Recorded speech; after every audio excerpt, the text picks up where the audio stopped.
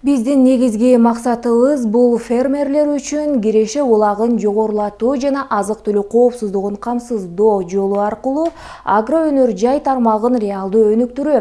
Учурда мен муну көрө алган жокмун. Бул туурасында премьер-министр Улукбек Марипов Өкмөттүн кеңешмесинде жазгы тала жумуштарын уюштуруу жана аны өз мөөнөтүндө өткөрүү маселесин талкуулоо учурунда билдирди. Өкмөт башчы белгилегендей, президенттин агро-өнөр жай комплексин өнүктүрүү боюнча чаралар жөнүндө жарлыгынын алкагында айыл чарбасында кластердик механизмди активдүү ишке киргизүү зарыл. Улукбек Марипов билдиргендей, айыл чарбаны колдоого алуу алкагында мамлекеттик бюджеттен техниканын лизингке алуу үчүн 540 миллион сом бөлүү тууралуу чечим кабыл алынган. Айыл чарба жана аймактарды өнүктүрүү министри Аскарбек Жаныбековдун маалыматы угулду. Ал белгилегендей, агро-өнөр жай тармагын өнүктүрүү боюнча ыраттуу иштер жүргүзүлүүдө. Анын ичинде айдоо аянттарын жогорулатуу эсебинен пайдаланылбай жаткан жерлердин аянтын кыскартуу, кластердик башкаруу планы иштелип чыгууда.